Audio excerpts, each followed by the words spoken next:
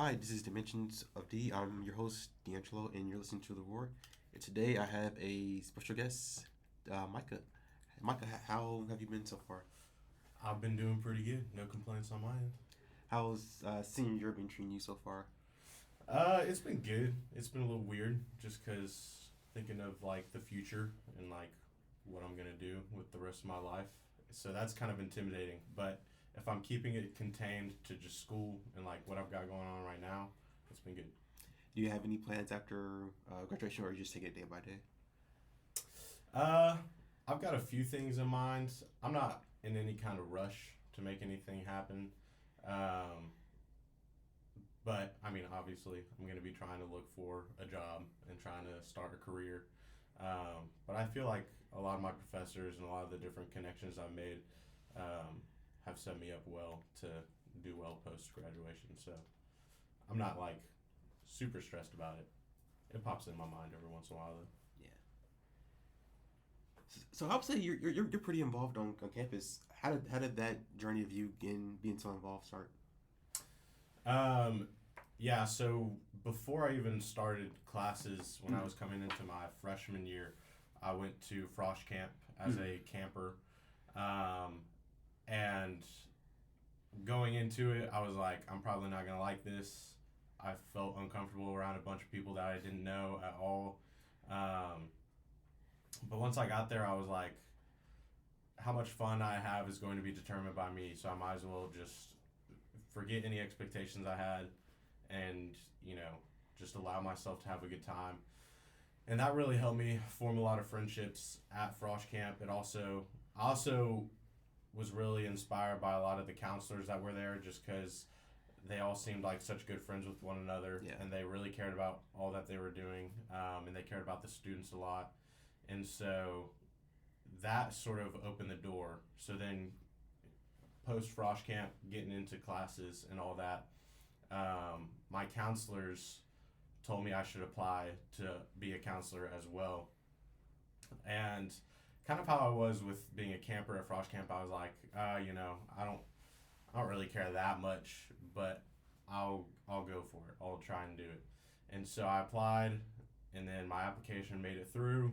Got to do group interviews, and then made it through group interviews, and then I got to individual, and then eventually I made it all the way through, and I was able to be a Frosh Camp counselor um, in 2023, and so that really set everything else up that I've ever done on campus for me. It just because my indifference to campus involvement turned into like a deep passion for it.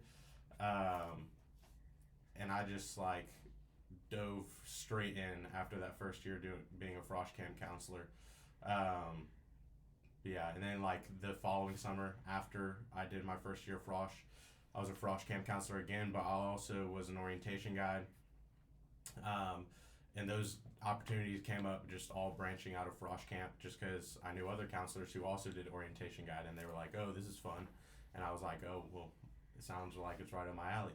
And also, it was a lot more hands-on with students. Like, you got to really interact with them a lot and see them take their first steps going into college. And then I did other things like Camp 901, which is kind of like Frosh Camp, except we stay here in Memphis and show students around the city. And then another one called Flight Camp, lots of camps. Yeah. But Flight Camp, which was focused on transfer students. And helping them adjust to the university and the city and all that kind of stuff. So it really all branched out of Frosh Camp. So I know for like I know you mentioned you did interviews for Frosh Camp, and I know you do interviews for orientation guide and tour guide. So I guess my question for you will be, I guess, were you nervous at any point like during the interview process, or and if so, how did you overcome that? Well, the biggest piece of advice that my counselors who told me to apply, or just the people that told me to apply for those things that they gave, was to just be myself and like have fun with it. And so that's pretty much just what I did. I guess I was a little nervous, but that first year, trying to or interviewing for Frosh Camp, I I didn't know what the experience of being a counselor was like. So, like I said, I was a little indifferent about it. I just knew that I had a pretty good time at camp, and I would love to, be a part of it again and be on the other end where I'm the one helping the students. And so, I guess as the further I got along, and I kind of realized that maybe it was a possibility that I would be able to be a counselor. I got a little nervous, and I was like, oh man, I made it this far. Like, I hope it works out. And then for orientation guide, I mean, I wouldn't say I was really nervous at all for that, just because I had a lot of friends who were also trying to do it. I knew that the team was going to be good regardless of who they decided should or shouldn't be on it. And also I just knew that there would be other opportunities to do other things. So that kind of helped me not stress about it too much. Okay. What's one moment from being either like a Frosh Camp counselor or a tour guide or orientation guide that has stuck with you throughout your college journey? Yeah, it's hard to narrow down, just because, I mean, for orientation, like, you're spending a whole entire summer together. And then for Frosh, it's like I've done it the past 3 years. I think this past summer, it was my last year as a Frosh Camp counselor. And so that definitely hit pretty heavy. I might have cried a little bit, but I just had my campers that I had were just so genuine and so sweet and kind, and they all just got along super well. And even now, like, now that they're on campus, a lot of them still hang out with each other. So that was probably the most memorable and impactful moment, was just that last camp that I got to do for Frosh. Just because it makes you reflect on all the other kind of moments. But yeah. How has being involved so much on campus shaped you as a person or as a student, or maybe both? It shaped me in a lot of ways. It's helped me find my friends and find people that I care about a lot, and they care about me a lot, and I know that.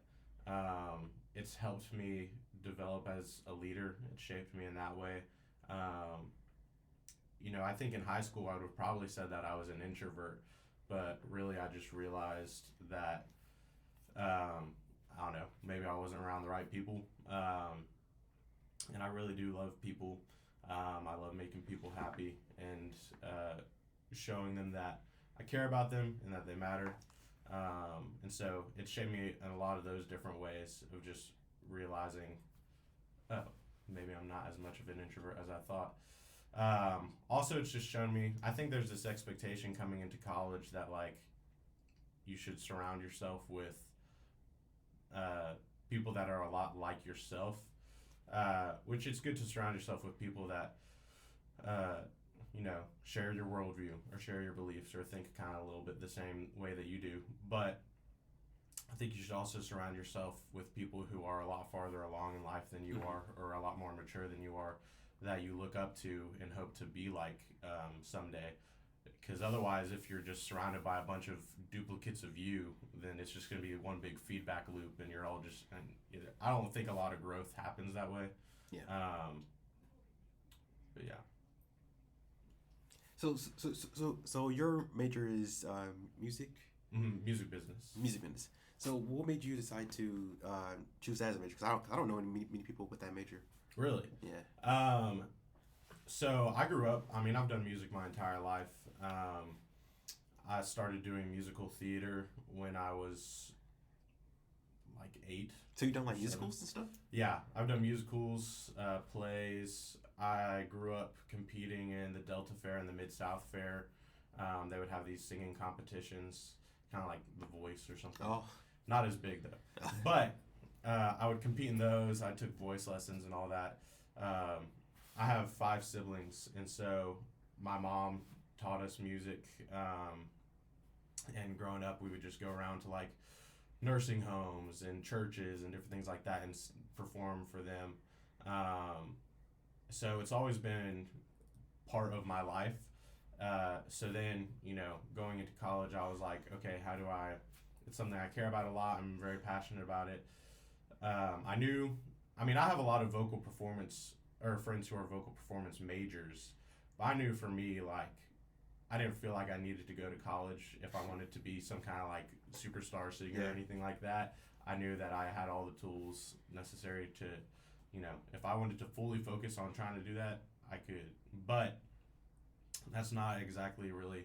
I wanted to go, if I was going to go to college, I wanted it to be something that could apply to other aspects, not just music specifically. And so that's why I went with music business. My older sister, actually, she went to a university in Chattanooga called Lee University, and she was a music business major there. So I kind of took after her in that regard. But yeah, it's helped me realize, like, am I passionate about music? Yes. But I'm also very passionate about just being creative in general and also helping people. And so I think that's helped to relieve any stress I have about like future and career, like what we were talking about. Just because, I don't necessarily have a dream job in the music industry. I just know as long as I'm interacting with people on a consistent basis and being creative, being surrounded by people who care a lot about what they do, like, I'm going to be very content with that. And so that's kind of how I ended up deciding, like, I want to do music business. Gotcha. Has studying music or like music business changed the way you see yourself or your creativity? Yeah, a little bit. I think it's because you always think creative people are the ones who are, painting the Mona Lisa or, winning Grammys or anything like that. But if somebody's really good at Excel spreadsheets, that can be creative because I don't know about you, but if I look at an Excel spreadsheet, my brain freaks out and I want to get out of there immediately. But there's some people who are just really good at it, and I think that is a very creative endeavor. It can be, at least.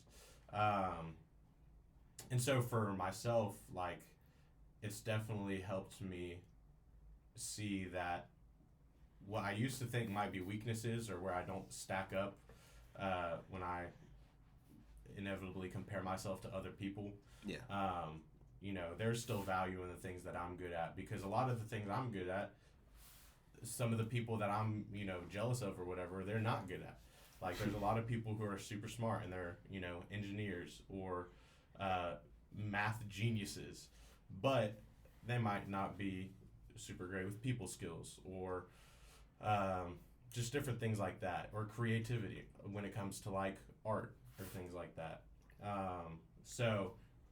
And I think that's great. I love that about the world, because I think the fact that we're all different, like, we have to fill in for each other. Where one person is lacking, like, we can come in and help each other out. So that's kind of how I look at it. Okay. Now to go back to your involvement on campus, I would say, since you're like constantly pouring into other students, how do you take care of yourself? Yeah, I think I'm not like super into not like, I don't know if that's the best way to word it, but I've never struggled very heavily with like mental health or anything like that. I've definitely had a lot of different points in my life where I've been in really low, dark places, but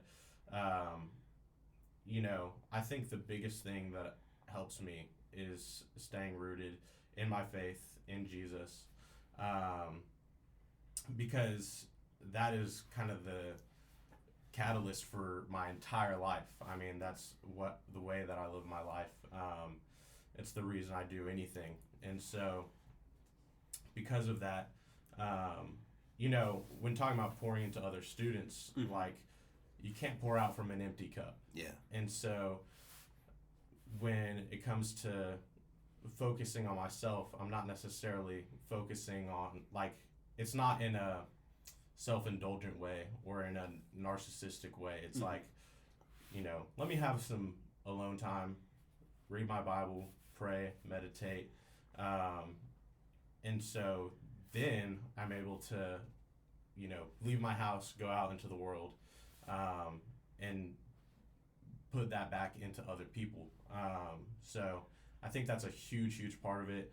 I would not be where I am today without my faith. You know, that's like the number one factor in my mental health and stress and all that kind of thing. Like, that's the reason I'm able to push through anything that kind of comes my way. To go a little bit into your faith, what age would you say where you were when you started really like diving into and learning more about your faith, like on your own terms? Yeah. So I grew up going to church. I've got two really strong Christian parents, and so growing up, it was always just kind of like the only way to live to me. It wasn't as much of a choice as it was I didn't know anything else. And so when I got into high school and then going into college, I realized that there were other options, other things to do. And so that just led me down a very self-destructive path. Just getting into things that were not fulfilling, they weren't substantial to live a purposeful, meaningful life. And I had a lot of people around me. This is my freshman year of college. And my parents always instilled in me the importance of going to church and of being involved in Christian community. And so even though I wouldn't say I was walking with the Lord, even though I wasn't walking with the Lord, I still had an inclination to get involved in a Christian community, and I was going to church on my own. And so I think that's just, that's just the hand of God. But because of that, I got involved with campus outreach at the University of Memphis. I was surrounded by a bunch of people who were super on fire for God, just wanting to spread the gospel and help other people. And so it was because of that I started to look around, and I was like, well, I say I'm a Christian, and y'all say you're Christians, but my life looks very different from y'all's. So there's something I'm missing here. And I realized, did I believe in God? Yes. Did I have reverence for God? Yes. But was I walking with God? No, I was not. Because at the end of the day, being involved in Christian community and going to church is great, but those are not a relationship with Christ. And so I just kind of made that realization and stopped doing all the pointless stuff, unfulfilling stuff that I was doing, and started really pursuing Jesus passionately, and just trying to walk with him and make him the center of my life each and every day. So a big part of that kind of discovery and exploration was just surrounding myself with other Christians and realizing, I have this false assurance that I'm chilling, me and God are, super tight, which God loves us regardless. But on my end, I was not walking with him. And so that coming to that realization has just changed my entire life, changed the way I talk, changed the way I think, changed the music I listen to even, and like just different activities that I participate in. It really has changed everything. So would you say you got involved with campus outreach when you were a freshman, or as you got more into college, or? Yeah, so my freshman year, campus outreach always does an event during the Tiger Welcome Weeks. Oh, okay. And so one of my friends from high school, she was like, hey, I want to check out this ministry. Do you want to come? And I was like, yeah, sure. And then from that, we found out about their Tuesday night meetings, 901 Live. And so from the very first one of my freshman year to now, like, I've been going ever since then. And the staff members with Campus Outreach, they're all just super intentional, super relational. Like, they care about the students that they interact with so much. They would text you and be like, hey, do you want to go get coffee or something? And I'm sure there's some students out there that would be like, hey, stop hitting up my phone. Like, you're blowing up my phone. But for me, it's like, as someone who is, blindlessly, crawling around trying to grab onto whatever friends I could find, I was like, I would love to go get coffee with you. And so that also helped me get further involved with them. It wasn't until like my junior year though that I started going to their other things outside of just their Tuesday night meetings. Mm-hmm. They have a conference they go to every year called New Year's Conference. They have different retreats, like we do a spring break trip and things like that. So it wasn't until my junior year that I started to kind of step out a little more and be more intentional and invest a little bit more time with them. And it's just strengthened my friendships within that organization a lot. It's helped me walk a lot closer with God as well, just because it's a heightened layer of accountability that you have with your community. People can be like, "What'd you read today? Like, what has God been teaching you? You memorizing your verses right now? Anything like that?"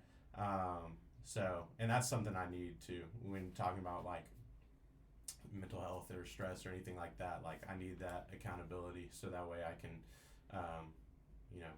keep fulfilling the purpose that God has set out for us. Now, can you explain what campus outreach is? Because I know there are like a bunch of ministries on campus. So, could you explain more about what campus outreach is? Yeah, for sure.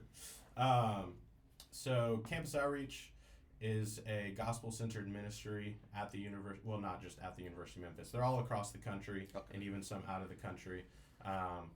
But we have one here in Memphis at the University of Memphis. There's also one at Rhodes, and then a few others in the state of Tennessee.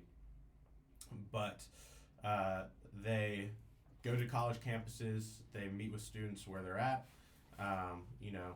They're really intentional about forming relationships with the students so that they can show them what it looks like to be a Christian and ultimately disciple them, and just share the gospel with them, love on them, show them that there is community and joy and peace to be found in Christ. So they'll do different things, like we have our Tuesday night meetings.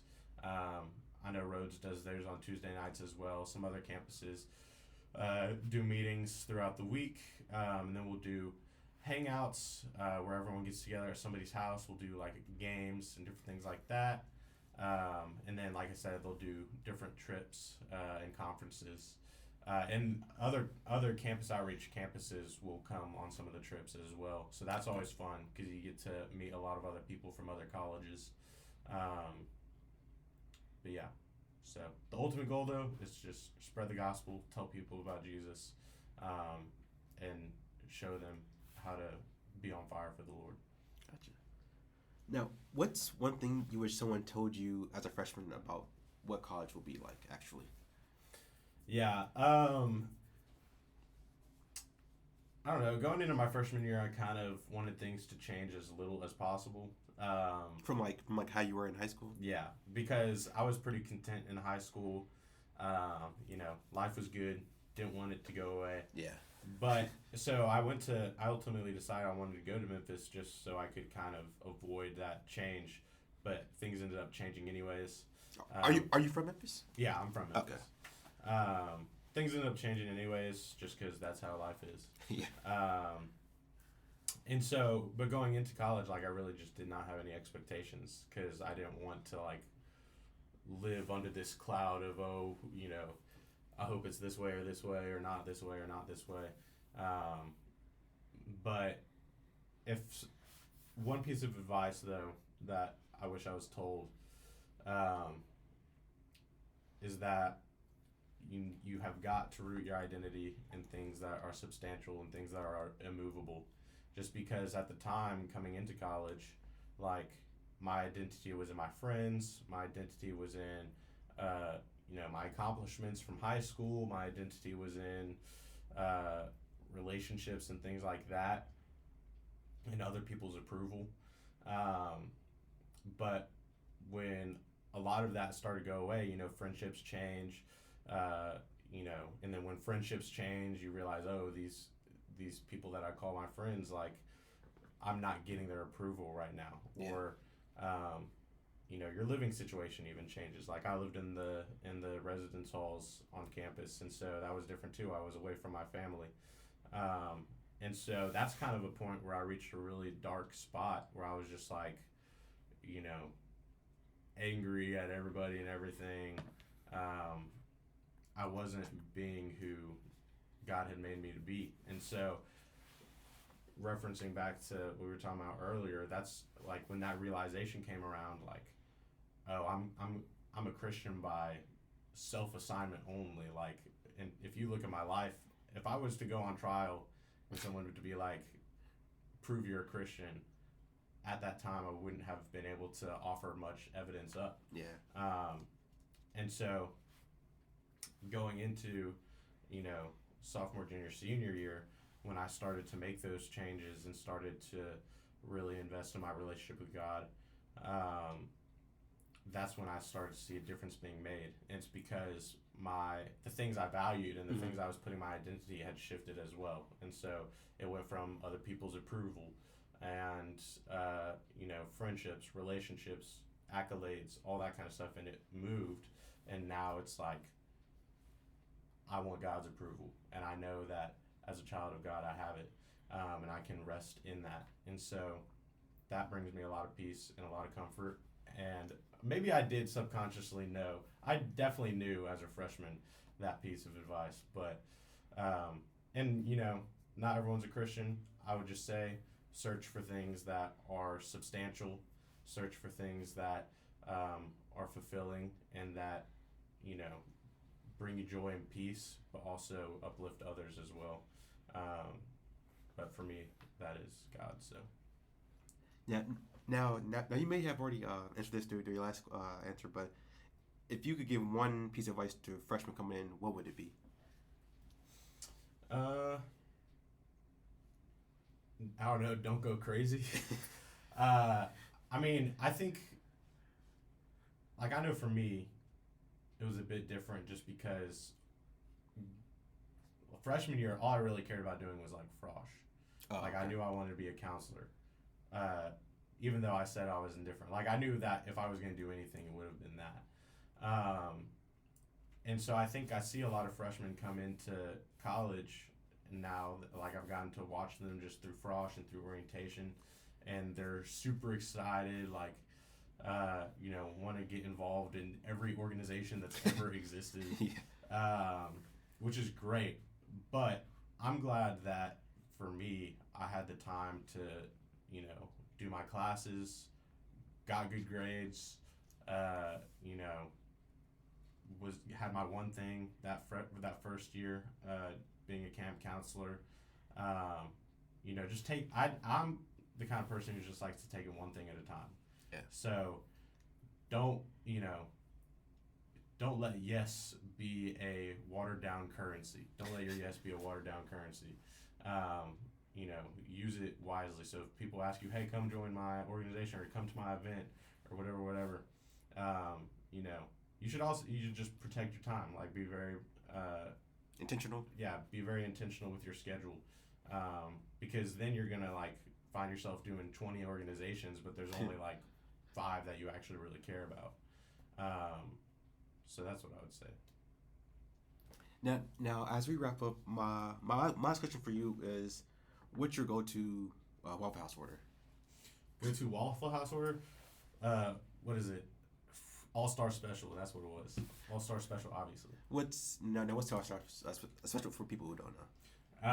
You get a waffle. You get sausage. You get toast. Eggs. I'm pretty sure that's it. Is it plain waffle, or do you get a different special waffle? Nah, no. I guess I get chocolate chips with it, and that's pretty much it. So that's the go-to. Never diverge from that. What do you get to drink? Depends on the time of day. If it's in the morning, we'll go chocolate milk. If it's later in the day, I'll get a Diet Coke. Why is Diet Coke your favorite soft drink? Yeah, it's up there. Top 3 for sure. I don't know in what order, but it's definitely top 3. Gotcha. Well, that concludes today's episode. I'd like to thank my guest Micah for coming on. Thanks for having me. Yeah, thank you. And that concludes today's episode. This has been Dimensions of D, and I'm your host, D'Angelo.